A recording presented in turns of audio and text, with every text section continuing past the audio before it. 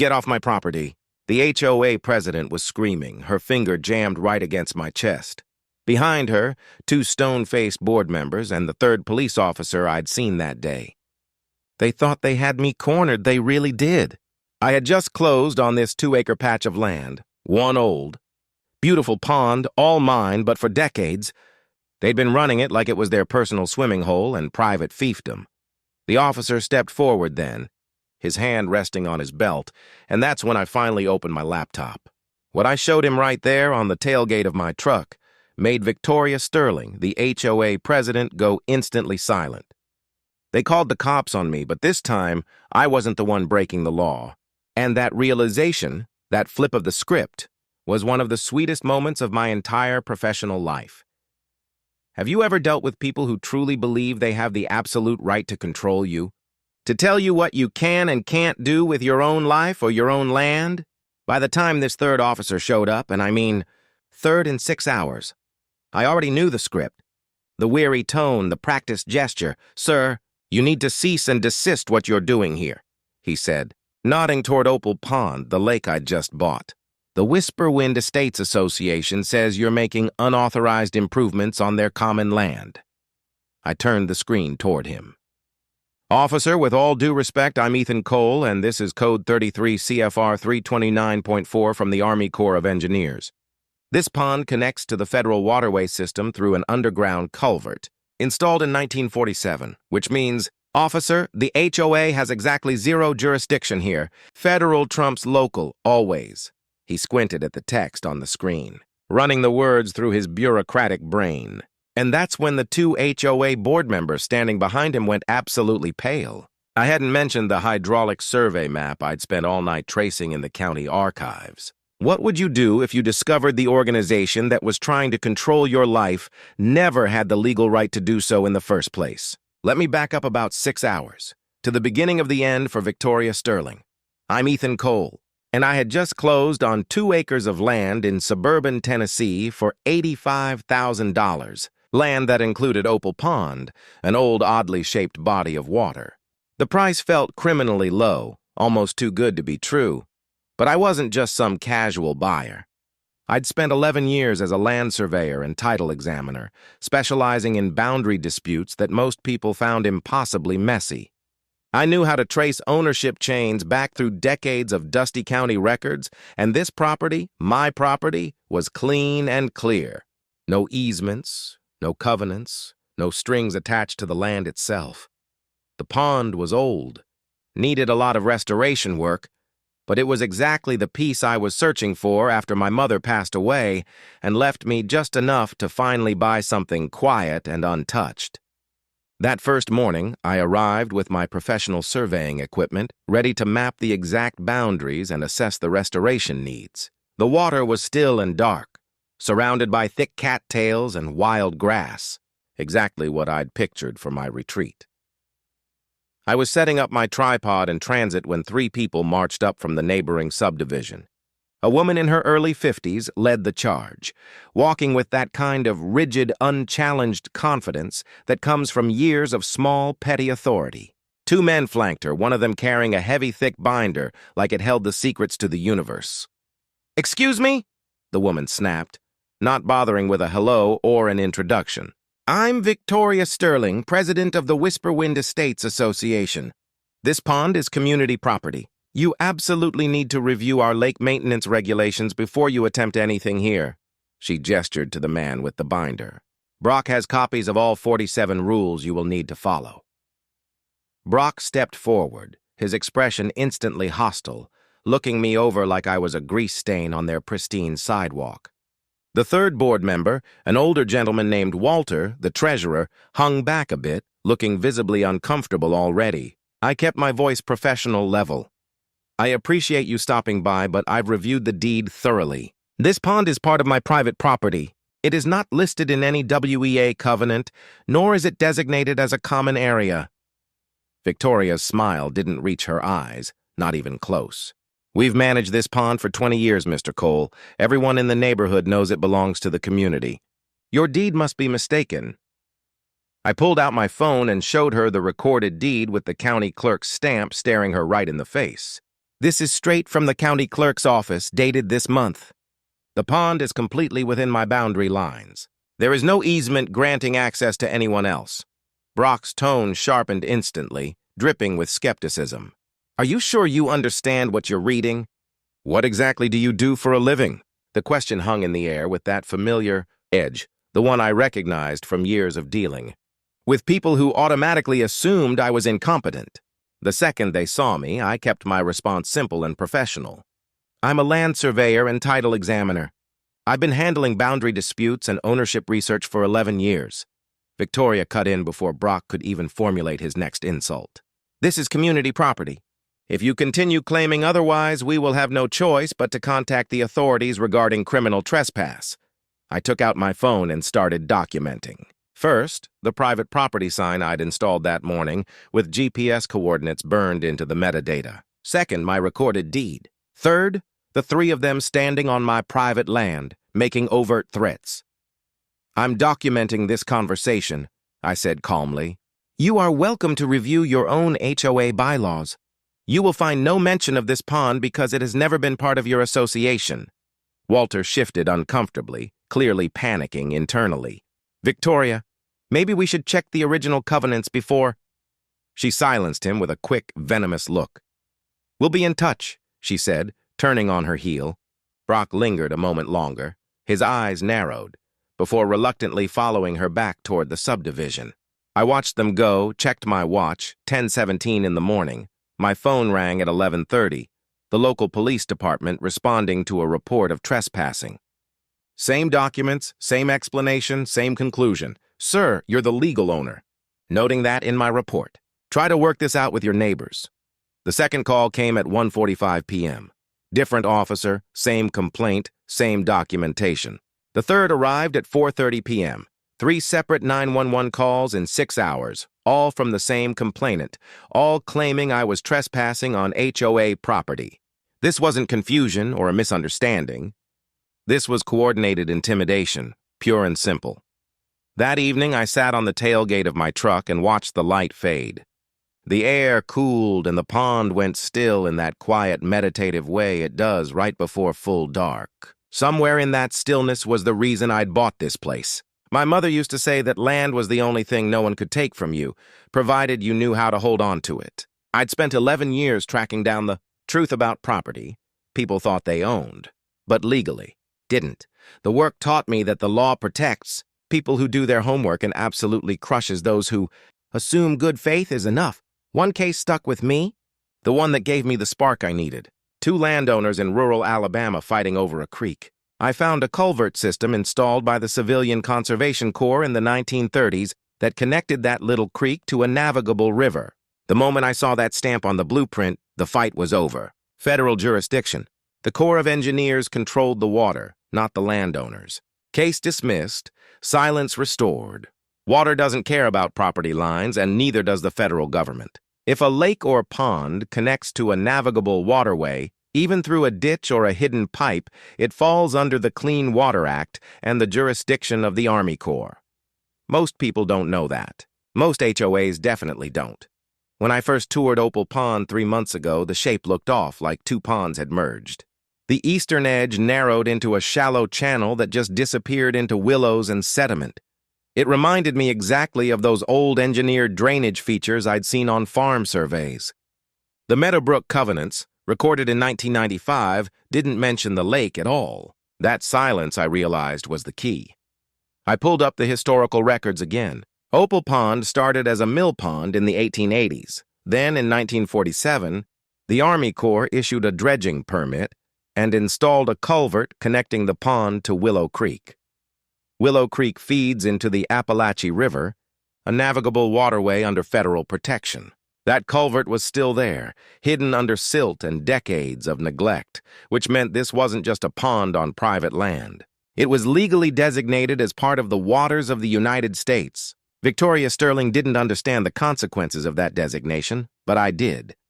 The next morning, I waded out into the pond with chest waders and a soil probe. 40 minutes of probing through cold, thick mud later, the steel rod hit something solid. I cleared away the silt with my hands and found it. A concrete pipe, 36 inches in diameter, angled downward. Water moved through it, a slow current I could physically feel. It was still functioning, still connecting this pond to Willow Creek a quarter-mile east. I pulled up the regulation again. Title 33 of the Code of Federal Regulations, Section 329.4. It defines waters of the United States. Any water body with a physical connection to a navigable waterway, even through culverts or subsurface flow, falls under the jurisdiction of the Army Corps and the EPA. It doesn't matter if the connection is obvious or hidden. It doesn't matter if the water body sits on private land. If the connection exists, federal authority applies. I located the 1952 maintenance dredging permit. That permit was the keystone. It proved the Corps had recognized this pond as part of their jurisdiction 73 years ago. This pond was, legally speaking, a federal waterway. Victoria Sterling had no more right to regulate it than she did to pass zoning laws for the Atlantic Ocean. I spent the next 2 days building what I called the evidence binder, a comprehensive file that would answer every question before it was asked. I'd learned from years of courtroom depositions that the side with the better organization usually wins, not because their case is stronger, but because they make it easier for judges to rule in their favor. The binder had 6 tabs: photos of the culvert, historical documentation, the 1952 permit, legal framework, 33 CFR 329.4, my deed, the HOA's covenants showing the omission, and the incident log, the 911 calls, the threats. I sent a short email to the WEA board 3 days later. Subject: request for meeting regarding pond jurisdiction. The body was 2 sentences. I have documentation concerning the legal status of Opal Pond on my property that I believe the board should review. Please let me know when you are available. Victoria responded within the hour, suggesting Tuesday evening at the subdivision's community center. I arrived 10 minutes early with my laptop and the binder. 5 people sat around a folding table. Victoria in the center, flanked by Walter, Brock, and 2 others. "Thank you for meeting with me," I said, setting the portfolio on the table. "I wanted to clarify the legal situation before this goes any further." Victoria's expression was polite, but her tone was firm steel. "There is no confusion on our end, Mr. Cole. That pond has been maintained by this HOA for 2 decades. The community has always treated it as shared property." I opened the laptop and turned the screen toward them. This pond was connected to Willow Creek by an engineered culvert in the 1940s. That creek feeds into the Appalachie River, a navigable waterway under federal protection. That connection makes this pond part of the waters of the United States, which means the Army Corps of Engineers has jurisdiction, not local control or HOA authority. Walter leaned forward, genuinely confused. "What does that mean exactly?" I clicked to the next slide, showing the text of the federal code. "It means your HOA can't regulate this water body. I have the original Corp permit from 1952 proving they recognized jurisdiction." I opened the binder to tab 5 and slid it across the table. "And this is your WEA covenant from 1995. The pond isn't listed anywhere. Not a single reference." Walter picked up the binder and flipped through the highlighted pages, his face shifting from confusion to cold concern. "Victoria, I don't see the pond mentioned." She didn't even look at him. Brock spoke up, skepticism thick in his voice. "You're sure you're reading these documents correctly? What's your background in this kind of work again?" "I'm a land surveyor and title examiner," I repeated, my tone unwavering. "I've been resolving boundary disputes for 11 years. If you want a second opinion, hire your own surveyor. They'll tell you the exact same thing," Victoria cut in, her voice rising. "We have invested resources in maintaining it.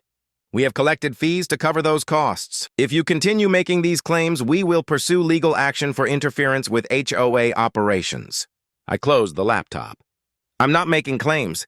I'm presenting facts. The pond is on my deed. It's not in your covenants. It's connected to a federal waterway. If you pursue legal action, you'll be asking a judge to override federal jurisdiction and ignore recorded property documents."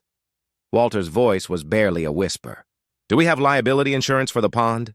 "I've been asking about that for months." Victoria's jaw tightened dangerously. "We have general liability coverage." Walter pressed, "But specific coverage for a body of water?" She cut him off with a snap. This conversation is premature. We need to consult our attorney. I stood up, gathering my materials. I'd recommend you also request documentation showing when and how the HOA legally acquired authority over the pond. If that documentation exists, I'd like to see it. If it doesn't, we need to discuss how to move forward without further conflict. I handed Victoria a business card. I'll be submitting this information to the Army Corps of Engineers and the county within the next 2 weeks to clarify jurisdiction formally. The silence that followed was heavy and unresolved. Victoria's hands were clenched on the table. Brock's eyes followed me with barely concealed hostility. I had given them a chance to step back quietly, but something told me Victoria Sterling wasn't the type to accept facts quietly. 2 nights after that board meeting, I received an email from an address I didn't recognize. Subject line, "You should know what's really going on." The message was brief. "I'm a neighbor who's lived here 26 years. I know the truth about that pond. Can we meet somewhere private?" I met Eleanor Vance at a coffee shop 3 miles outside the subdivision. She was in her 60s with a cautious posture, like someone who had spent years guarding a dangerous secret. "I've been watching what's happening with your property," Eleanor said, leaning in. "You need to know how this started. The pond wasn't always managed by the HOA. In 2003, it belonged to an elderly man named Mr. Harper. When he died, Victoria called a board meeting and just proposed that the HOA assume management, said it would be a community asset. Most people didn't ask questions. They just voted yes." I pulled out a notepad. "Was there any legal transfer of ownership?" "A deed?" Eleanor shook her head. "Not that I ever saw. Victoria just started collecting fees, $120 per household per year. With 180 homes, that's over $21,000 annually. We've been paying for it for 20 years. That's over $400,000, and no one's ever seen a detailed accounting." She reached into her bag and pulled out a photocopy of the 2003 board meeting minutes. "Motion to assume management of Community Pond. Approved unanimously. No mention of legal authority or ownership.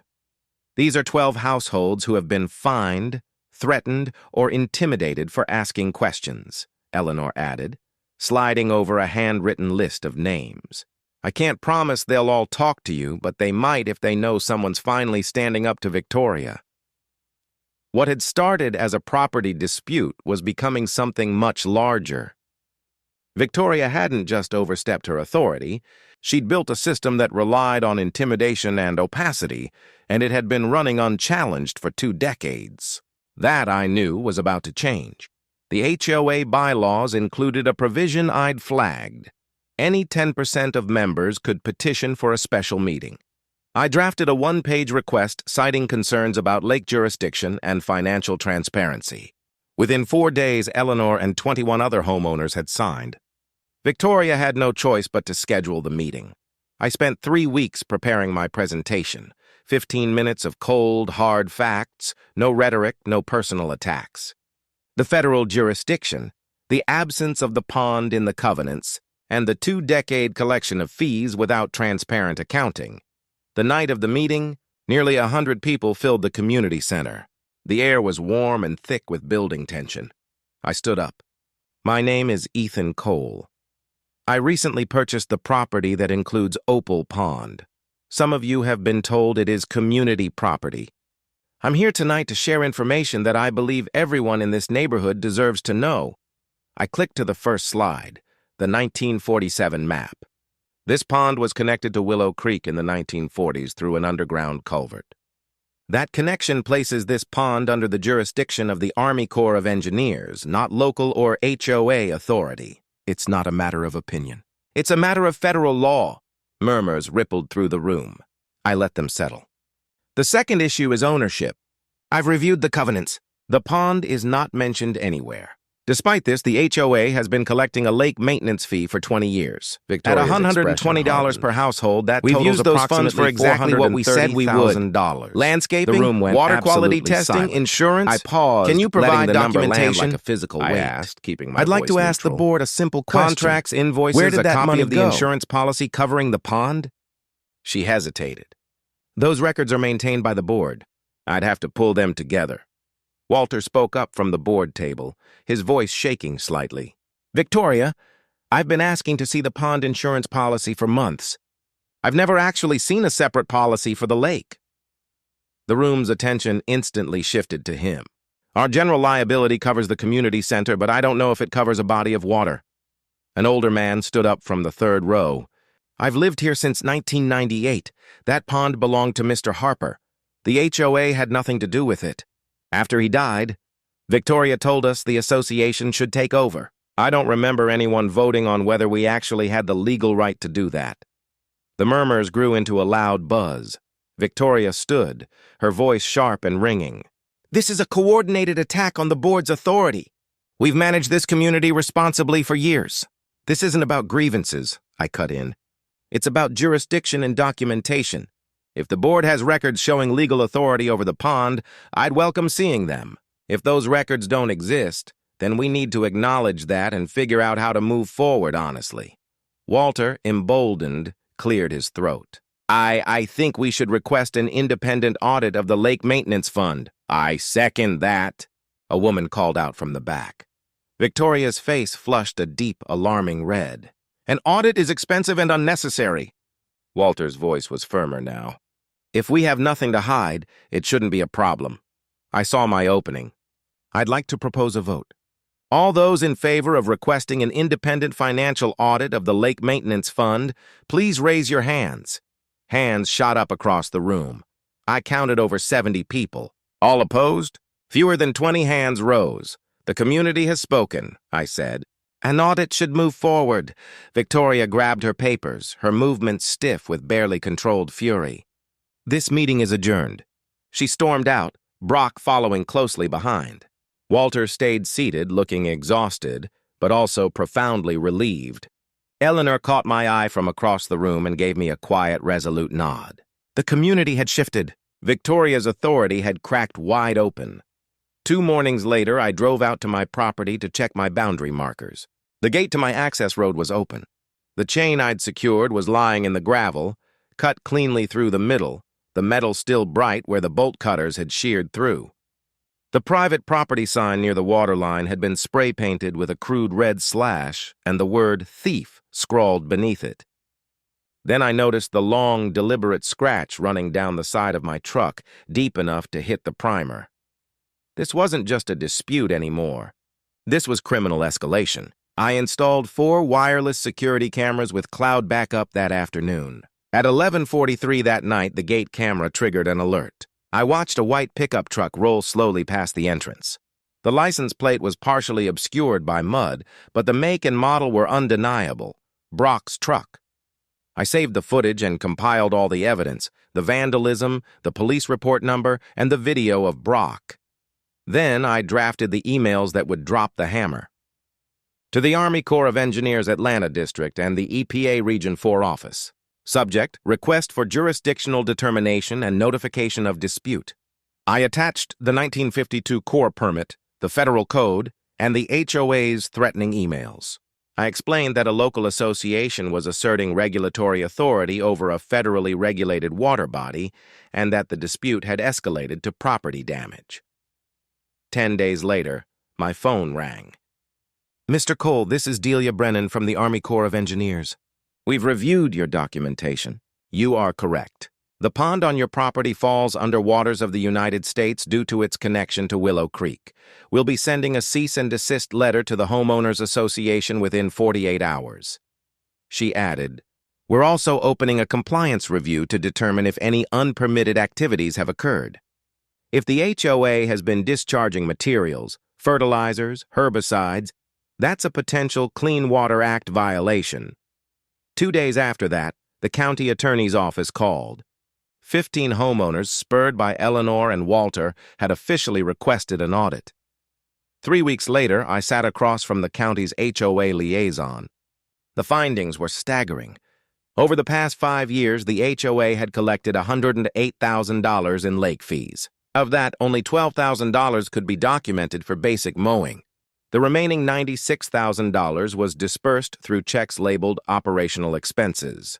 One check stood out, $85,000 paid in 2019 to Pondview Ventures, LLC. The county cross-referenced the business address. It matched Victoria Sterling's home address. The LLC was registered 3 months before the check was issued and dissolved 6 months after. That's embezzlement, I said flatly. The liaison nodded. It appears that way. We've referred the matter to the district attorney's office. The final nail. The HOA claimed to carry liability coverage for the pond, but we found no policy on file. The general liability policy explicitly excludes bodies of water. Every homeowner who paid into that fund was exposed to liability without knowing it. The consequences arrived in waves. The EPA issued a notice of violation to the WEEA for using restricted use herbicide without the required permit. Fine, $45,000. The county district attorney issued a statement. Victoria Sterling was under investigation for embezzlement and fraud. Brock faced misdemeanor charges for vandalism based on my camera footage. Walter, the treasurer, was granted immunity in exchange for his full cooperation, admitting Victoria controlled all financial decisions. 6 weeks after the community meeting, I learned about Victoria Sterling's arrest from a neighbor who sent me a link to the county's booking records. The mugshot showed a woman who looked smaller, her expression empty and tired.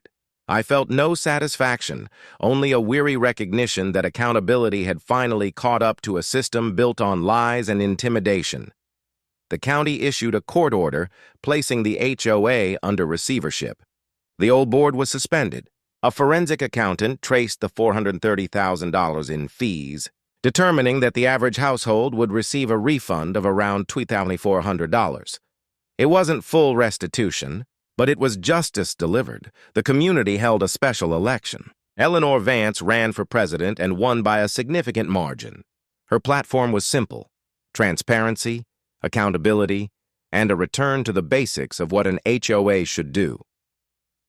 3 months after the receiver took control, I started the process of formal lake restoration.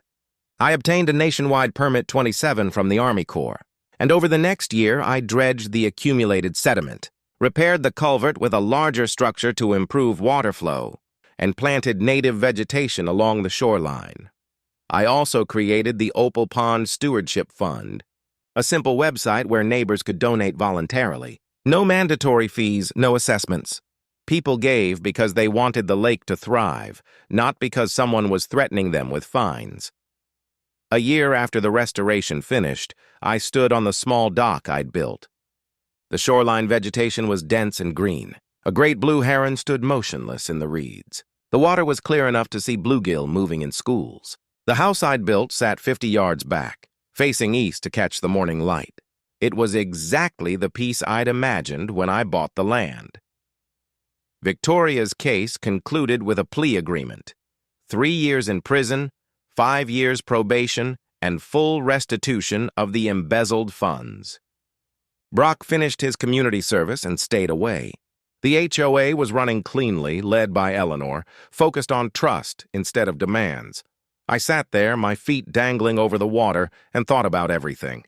All of it had started because I'd asked one simple question: who actually has authority here? That question unraveled 20 years of assumptions and revealed a system built on nothing but repetition and intimidation. My mother used to say that knowledge was the one thing no one could take from you, and she was right. But knowledge alone isn't enough. You have to be willing to use it, to stand up when things are wrong, and to trust that the truth will hold up under scrutiny if you document it carefully enough. And finally, peace. Legally, ecologically, and personally. So I have to ask you, have you ever dealt with a situation where someone claimed authority they didn't legally possess? What did you do to fight back? Did you have to go to the courts? Or did you find your own legal secret weapon like my federal Waterway code? Let me know your story in the comments below. And if you enjoyed this absolute takedown of petty power, hit that like button and subscribe for more QA stories.